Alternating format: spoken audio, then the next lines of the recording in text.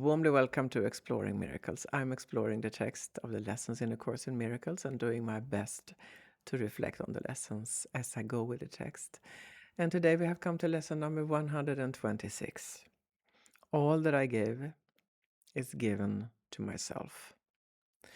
It's a longer lesson, so bear with me.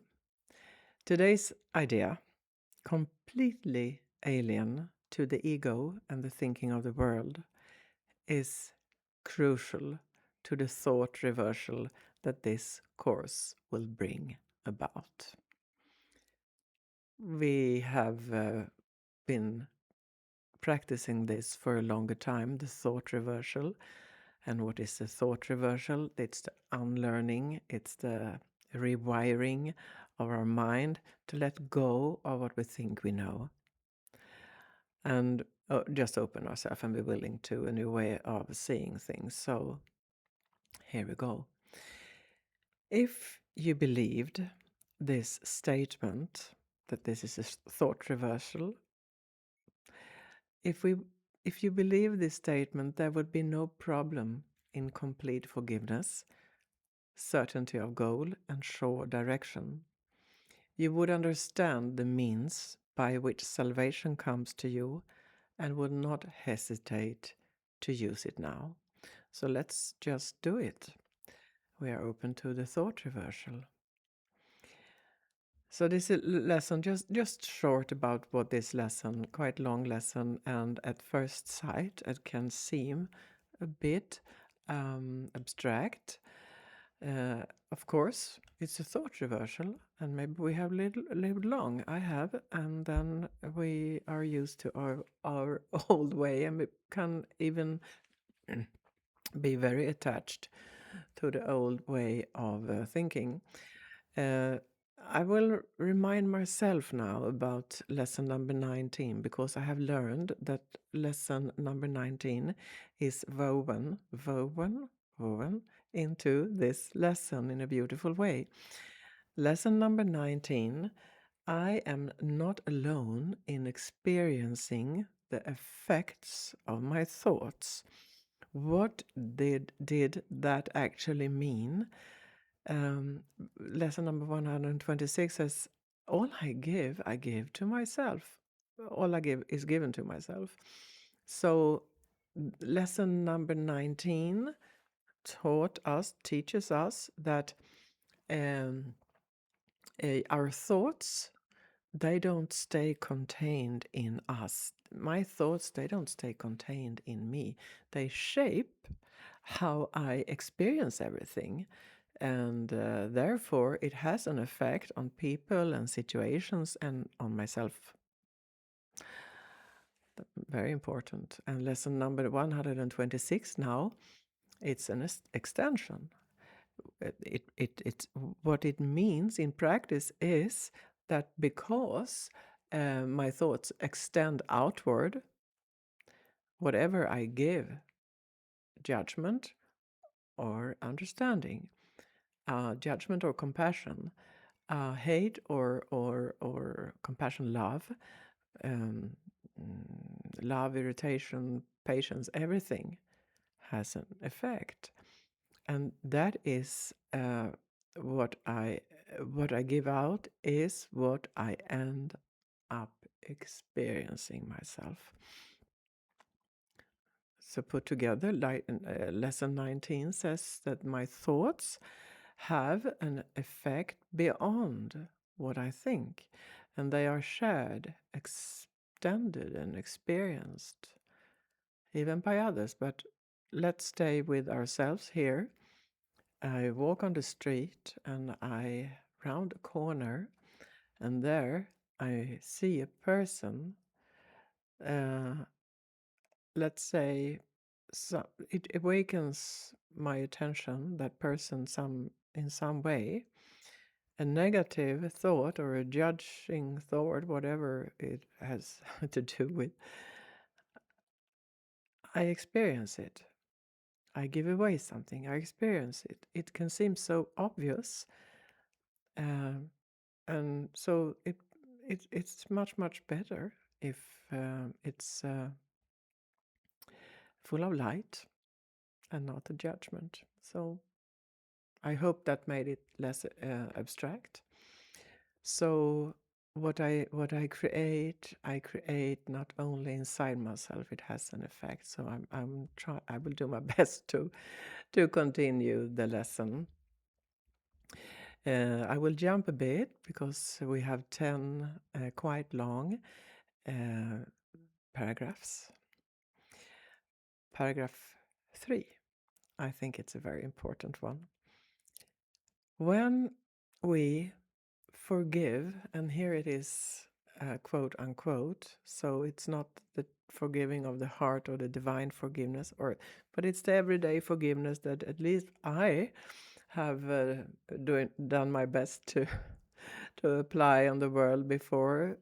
Somebody did something to you, said something to you, and then you forgive them because you're good.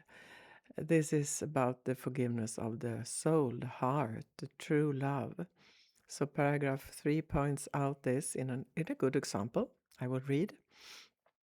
When you forgive a sin, quote unquote, there is no gain to you directly.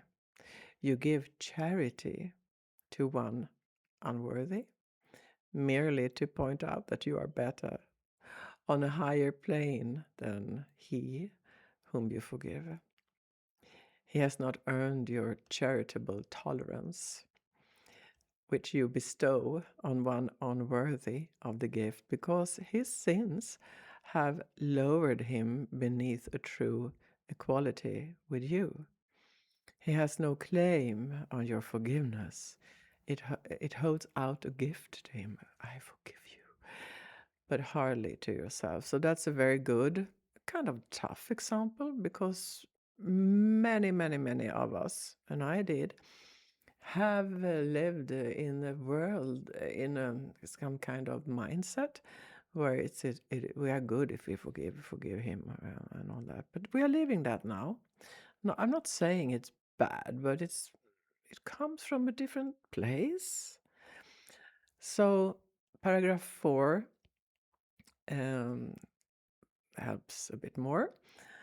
Thus is forgiveness basically unsound, a charitable whim, benevolent yet undeserved, a gift bestowed at other times withheld, unmerited, withholding.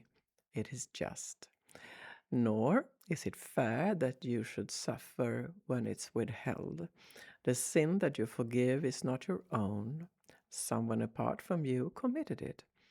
And if you then are gracious unto him by giving him what he does not deserve, the gift is no more yours than was his sin.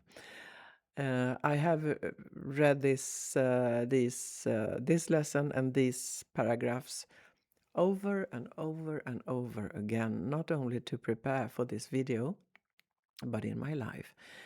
And it can be overwhelming to read this, but with help from many teachers and students of A Course in Miracles, and listening and reading and talking to others, it's beginning to sink in that the ego always thinks in hierarchies and levels. And we know by now that is not what we are going into here. We are going into the core of ourselves, and that is also the love in ourselves. And there is nobody over or under, and somebody committed something and I forgive, because this is about some a whole other place. And if we have endured until this lesson, we are quite familiar to that new world where we have entered. So just a brief look on paragraph 6. We don't understand forgiveness. Let's become forgiveness. And paragraph 7, is also pointing out again and again that true forgiveness, as I'm reading now, and true forgiveness in the end of the paragraph, and true forgiveness as the means by which it is attained must heal the mind that gives. Forgiving is receiving. I think that's beautiful. I will read it again. And true forgiveness as the means by which it is attained must heal the mind that gives. Forgiving is receiving. Here we go.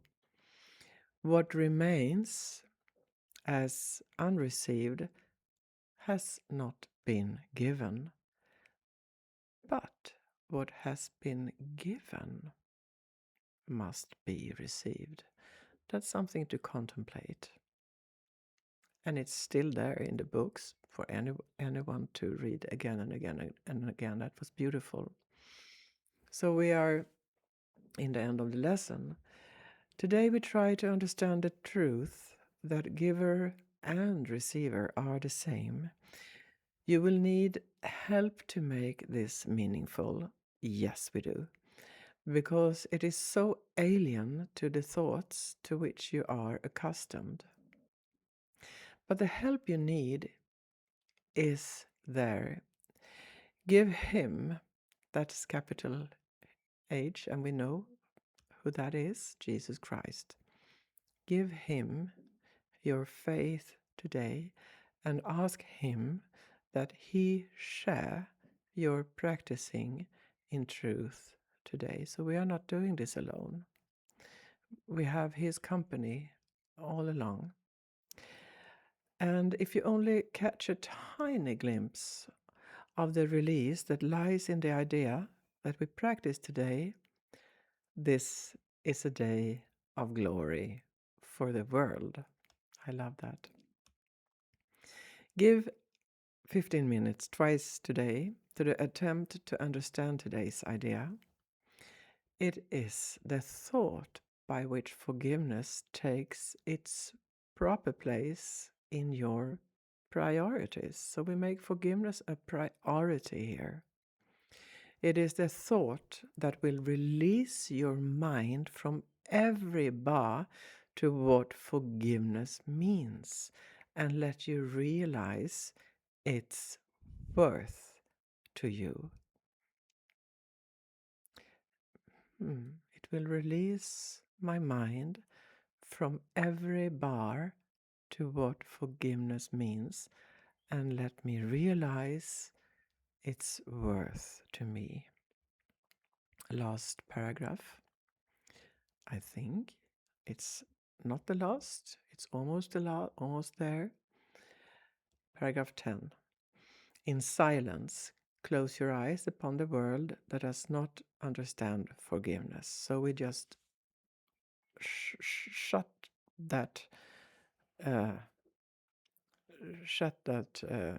whatever blinds and we just leave that. We've been there, we've done that, and now we have another view.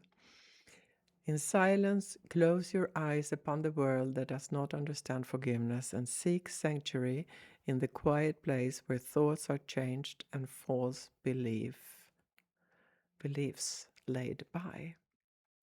And repeat today's idea and ask for help in understanding what it really means. Be willing to be taught. Be willing to be taught. Be glad to hear the voice of truth and healing speak to you, and you will understand the words he speaks. And recognize he speaks your words to you. As often as you can, remind yourself you have a goal today, an aim which makes this day of a special value to yourself and all your brothers. Do not let your mind forget this goal for long, but tell yourself, all that I give is given to myself. The help I need to learn that this is true is with me now, and I will trust in him. Then spend a quiet moment opening your mind to his correction and his love. And what you hear of him, you will believe, for what he gives will be received to you. Thank you very much for stopping by and taking part of this. See you soon.